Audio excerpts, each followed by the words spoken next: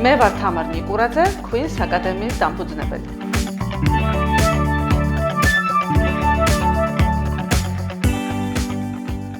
ეს ყველაფერი დაიწყო მაშინ, როდესაც საცხოვრებლად გადავედი თბილისში. თუმცა დიდი ხანი არ გასტანა ჩემმა თბილისში ცხოვრებამ და კვლავ დავბრუნდი ბათუმში. ამ პერიოდისთვის უკვე მე მქონდა გაკვეთილები ბათუმში, ინგლისური ენის გაკვეთილებს ვატარებდი და მყავდა მოსწავლეები. თუმცა თბილისში რო გადავედი, გავაკეთე გვერდი, რომელსაც ზუსტად ეს სახელი არ ერქვა, სხვათა შორის ბევრი ტრანსფორმაცია განიცადა ამ სახელმა, რაზეც საბოლოოდ შევჯერდებოდი. სხვა სახელით იყო და ეს სახელი დაახლოებით 1 წლის წინაც არა, ესე მოვიფიქრე Queen's აკადემიად დამრქმია ამ საქმისთვის. იდეაში მქონდა რომ Queen's English Academy დამრქმია, მაგრამ საბოლოოდ გადავწყვიტე ყოფილიყო Queen's Academy და არ ყოფილიყო დაუშვათ ერთი ენით შემოფარგლული ეს აკადემია, ვინაიდან გათვლა მქონდა რამდენიმე ენაზე. და შესაბამისად, ეს სახელიც აქედან წარმოიშვა და იდეა იმის შესახებ, რომ ეს ბიზნესი დამერეგისტრირებინა, ეს საქმე დამერეგისტრირებინა, წამოვიდა იქიდან, რომ ძალიან მინდოდა, რომ ყოფილიყო მქონოდა ცალკე სივრცე, პატარა სკოლა, რომელშიც შეისწავლებოდა სხვადასხვა ენა. და ამ ეტაპზე ამ ზაფხულში წამოვიწყე ეს ყველაფერი და მე მგონი ნელ-ნელა გამოდის. სხვათა შორის ამის გაკეთებ რო გითხრათ, რომ დიდი ხანი მინდოდა, იმიტომ რომ ფაქტიურად იყო არსებობდა, ოღონდ გაფართოებული ვერსიით არ იყო და აქედან გამომდინარე, ასე ვთქვათ, გავაფართოვეთ წელს. თორე ეს იდეა იყო, უკვე დაახლოებით ალბათ 5-6 წელია არსებობს ეს იდეა. Queen's აკადემიაში წელს დასაქმებულია 4 ადამიანი. იქედან გამომდინარე, რომ ახალია ძალიან ბევრი მოსწავლე არ გვყავს, თუმცა, მე ვგულისხმობ ახალ ფილიალში, რომელიც ეხლა იდგამს ფეხს, 4 ადამიანია დასაქმებული.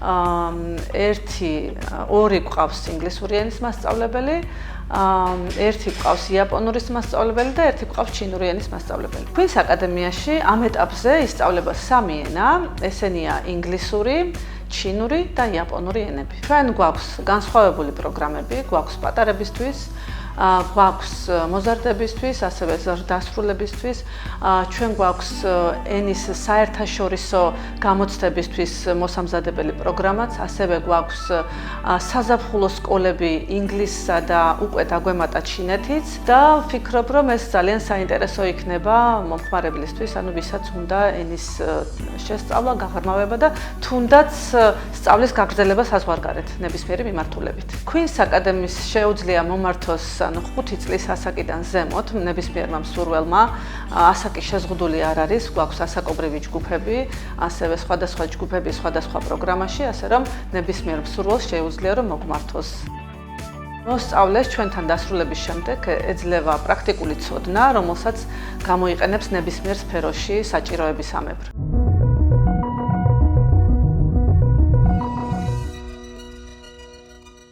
კარგი დამფუძნებელი უნდა გრძნობდეს რა ელის ხვალ. ოღონდ მართლა გრძნობის დონეზეა ეს და არა ის, რომ რაღაც გაწერილი კონდეს და ზუსტად ხვდებოდეს რა უნდა გადადგას და შემდეგი ნაბიჯი რა უნდა იყოს. მეორე ეს არის პირდაპირობიდან დობა ინვესტორებთან, თუნდაც შიგნით გუნდში, რომ კარგად იყოს ეს ადამიანური ურთიერთობები დალაგებული. გუნდი თუ არ არის ძალიან შეკრული და გუნდის წევრებს თუ არ არის, დამფუძნებლებს შორის თუ არ არის ძალიან მაღალი ნდობის კომპონენტი და ზუსტად თუ არ იციან რატომ არიან ერთად, რისთვის არიან ერთად, მაშინ ამას როგორც წესი ინვესტორებიც ამჩნევენ, რა თქმა უნდა, პირველივე ეტაპზე. ეს მერე მომავალში როგორც წესი აისახება ხოლმე არც ისე კარგად რა.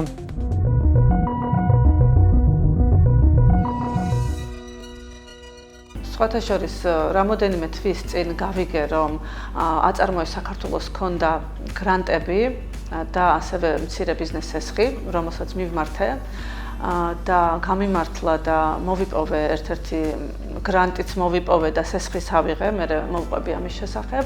გრანტის ფარგლებში მოხდა კომპანიის რებრენდინგი, ანუ არსებული ბრენდის უფრო უკეთესად, ანუ გაუმჯობესება და გაახლება, ასევე მარკეტინგის თვალსაზრისითაც ძალიან ესეთი კარგი ნაბიჯები გადაიდგა, რამაც უფრო მეტი პოპულარიზაცია მოუტანა Queen's Academy-ს.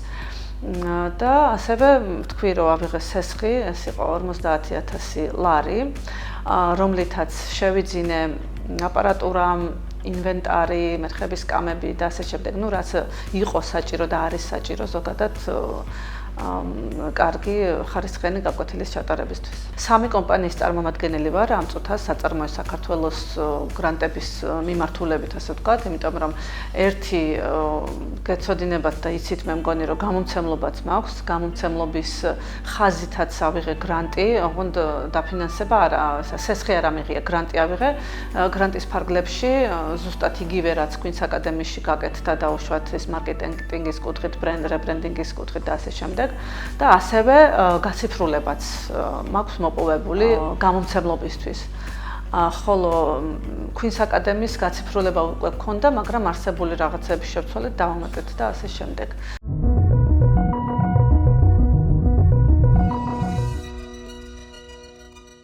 შენ თუ გჯერა იმისი, რასაც აკეთებ, ანუ ეს იმას ნიშნავს, რომ გააქვს უკვე რაღაც გარკვეული საინტერესო ნიუანსები ნაპოვნი ან ბაზარზე, ან ნაპოვნი გაქვს, ასე ვთქვათ, მასშტაბირების შესაძლებლობა. შემდგომ თუ ამის შენ თვითონ გჯერა, უკვე შეგიძლია რომ სხვებიც დაარწმუნო და სხვების დაარწმუნება ხშირ შემთხვევაში ეს სხვები არიან ის ინვესტორები, ვინც ამ შენს ინოვაციაში და ბაზრის ხედვაში ფული უნდა ჩადონ.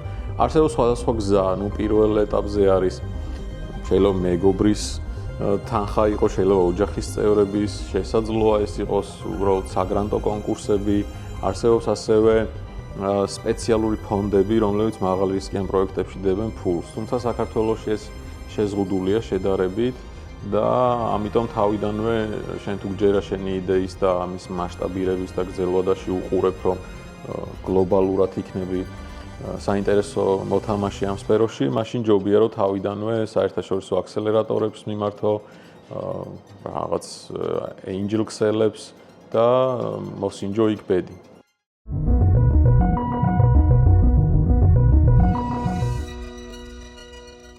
წონთანიმე. ან გნებავთ წაიკითხოთ მანგა ორიგინალში. ან თუნდაც იმოგზაუროთ იაპონიაში. კეთილი იყოს თქვენი მობრძანება Queen's Academy-ში. მე ნინო სენსეი ვარ და მოდი ერთად ვისწავლოთ იაპონური. დავიწყოთ მისალმობებით. ოჰაიო გოზაიმასუ. ოჰაიო გოზაიმასუ. დილამშვიდობისა.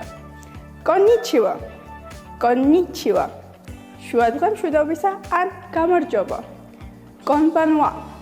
კონბანვა. საღამო მშვიდობისა. შვენიერე, ეხლა უკვე ვიცით დღის რომელ მონაკვეთში როგორ მივესალმოთ ადამიანს. Is it a chair? Yes, it is. Is it a crayon? Yes, it is. Is it a pencil? Yes, it is. Is it a notebook? Yes, it is. სოციალურ ქსელებში ვართ წარმოდგენილი რამდენიმე პლატფორმაზე. ერთი არის ყველაზე მთავარი, რა თქმა უნდა, Facebook-ი, პირველ რიგში ყველა მიცის. ასევე ვართ Instagram-ზე, ვართ ასევე TikTok-ზე და ასევე ვართ LinkedIn-ზე, რომელიც ახლა უკვე საკმაოდ პოპულარობას იძენს ეს პლატფორმაც და საკმაოდ ხშირად აქტიურად ვდებთ მასალას. ნელ-ნელა ახლა იგეგმება კიდე სიახლეების გამოქვეყნება. სწავლის გაგრძელების მიმართულებით, ვისაც უნდა საზღვარგარეთ, ასევე საზაფხულო სკოლების მიმართულებითაც და მე ვფიქრობ, რომ საკმაოდ აქტიურია Queen's Academy ამ მიმართულებით. ვიდეო გაკვეთილებიც გვაქვს, სხვათა შორის სამივე ენის მიმართულებით გვაქვს ვიდეო გაკვეთილები.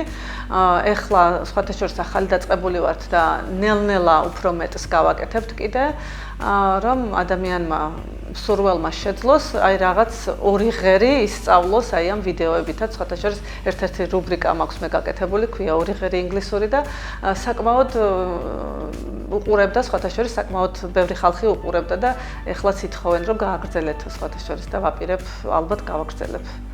თუმცა სხვა მასწავლებლები, ანუ ჩვენი Queen's Academy-ის მასწავლებლები აქტიურად იღებენ ვიდეოებს და ჩვენ ამას სოციალურ ქსელში ვდებთ. Online გაკვეთილებიც გვაქვს, რა თქმა უნდა, ანუ ფიზიკურ სივრცეში არა, ონლაინაც ვატარებთ გაკვეთილებს. მართალია, ბევრი ჯგუფი არ გვყავს მსგავსი, თუმცა შემთხვევები არის. გამარჯობა, მე ვარ სალომე, ქვის აკადემიის ინგლისური ენის მასწავლებელი და მოდი ვისწავლოთ პატარა ფრაზები, რომლებიც ყოველდღიურ ცხოვრებაში გამოგვადგება. Hello. Hello. Hi. გამარჯობა. What's your name? შენ რა ქვია? What's your name? My name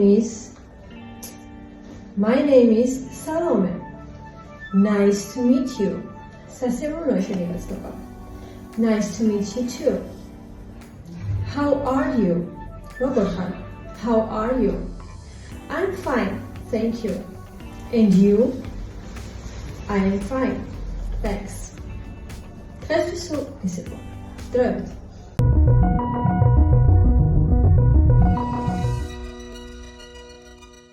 საწყის ეტაპზე, როდესაც სტარტაპი იწყებს ოპერირებას, მნიშვნელოვანია, რომ ის იდეა, რაც ჩამოყალიბებული ქონდათ, სწორად დაინახო, როგორ შეიძლება გაიტანონ ბაზარზე, გაიგონ მომხმარებლის ნამდვილი ღირებულებები, ნამდვილი ფიდბექი გაიაზრონ და ამის მიხედვით გადააწყონ თავისი ოპერაციები. ასევე მნიშვნელოვანია, რა თქმა უნდა, ფინანსური რესურსის მოძიება და გუნდის სწორად შერჩევა, იმიტომ რომ ბევრი რთული გზის გავლა მოუწევთ გუნდის წევრებს სტარტაპის მშენებლობის დროს. მნიშვნელოვანი არის ის, რომ სტარტაპის დაწყების მომენტში, რა თქმა უნდა, ფინანსური შეზღუდული გვაქვს და გუნდის წევრების პროფესიონალიზმი და სკილები ისე იყოს დაკომპლექტებული, რომ იმ საქმეს ადგებოდეს. ძალიან მნიშვნელოვანია სანაცნობო წრე და კონტაქტები, რაც შეიძლება მრავალფეროვანი კონდეს, იმიტომ რომ ეს დაგვეხმარება თუნდაც ინვესტიციებში, რაღაც მომხმარებლებთან, რაც მარტივად გასვლაში და ასე შემდეგ.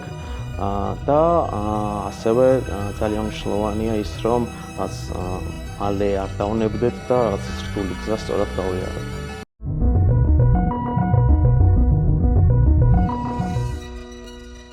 მომავლის მიზანი, რა თქმა უნდა, არის ჩვენი სკოლის გაზრდა, გაუმჯობესება და საერთაშორისო ასპარეზზე გასვლა, რა თქმა უნდა. სხვათა შორის ხელოვნური ინტელექტი ძალიან მიყვარს, მე ხშირად ვიყენებ, ასევე აქტიურად ვამუშავებ ვიდეოებსაც ამ ხელოვნური ინტელექტით და აი თუ სადმე რაიმე კურს მოვკარი ან მოვკარი თვალი, ასე ვთქვათ, გავიგეს არსებობს, ვაკეთებ და ვცდილობ, რომ ვისწავლო.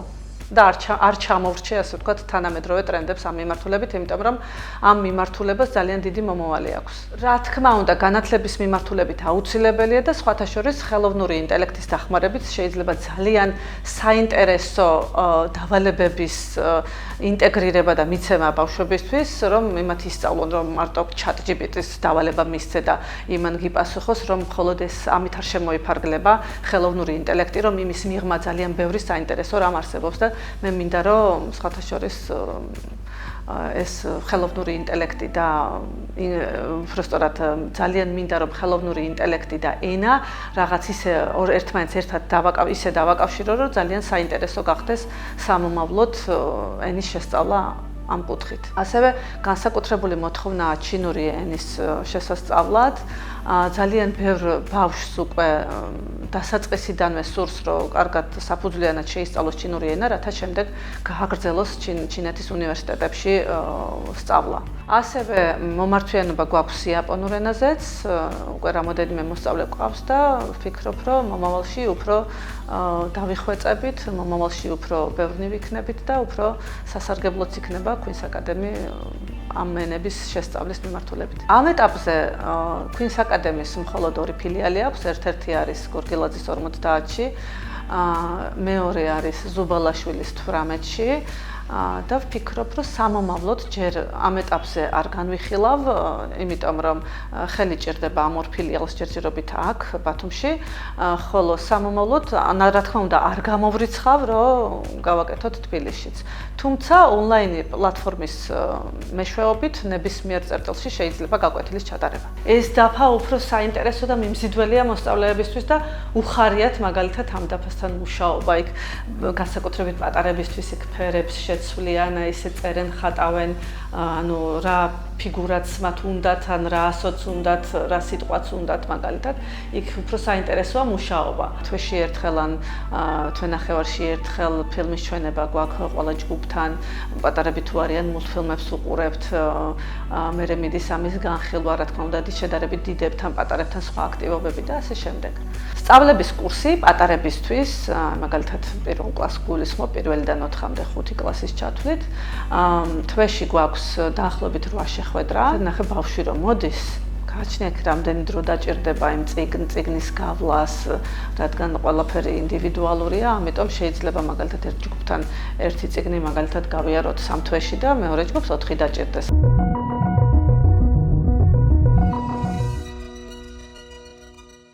კარგ და ძლიერ გუნდს ჩემი აზრით და ჩვენი გამოცდილებით პირველ რიგში ქმნის კომუნიკაცია. ანუ არ აქვს სტანდარტულად მოთხოვნები რაც არის, რომ ვიღაცას ტექი უნდა ესმოდეს, ვიღაცას ფინანსები, ვიღაცას მარკეტინგი და რა თქმა უნდა, ყველას რაღაც გამოცდილება უნდა ქონდეს, რასაც ერთიანად რო შეკრავ, პროდუქტს წაადგება, ესე ვთქვათ, მაგრამ მე ვფიქრობ, რომ გუნდი ვერ იქნება წარმატებული თუ ერთმანეთის არ ესმით, თუ რაღაც ერთმანეთში არ მეგობრობენ, იმიტომ რომ ანუ ისეთი რაღაც არის ეგრეთ წოდებული ფაუნდერობა ხო ამ სტარტაპის, რომ ძირითად დროს ისედაც ხო ერთად ატარებს და თუ არ ატარებთ, მაინც რაღაცა სახით კომუნიკაცია გიწევთ და თუ ესეთ დროს რავი იმ ადამიანებს ვერ უგებ და სხვადასხვა შეხედულებები გაქვთ ცხოვრების მიმართ და არ შეგიძლიათ რომ თუ რაღაცა არ გესიამოვნოთ, მე რაღაცა ადამიანურად განიხილოთ და გადაჭრათ, არ მგონია რომ რამე გამოვიდეს.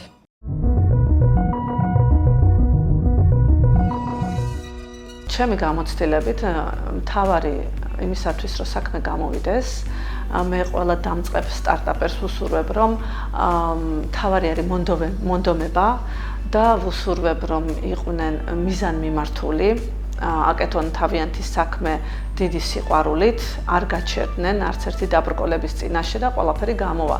ინტერაქტიული დაფა თუ ეს მარკერიანი დაფა რაში გამოგვადგება. შეიძლება საერთოდ არ კონდეს დაფა, კონდეს ფურცელი და ფურცლითაც დაიწყოს დაუშვათ სწავლება, ეს დანაშაული არ არის პირიქით.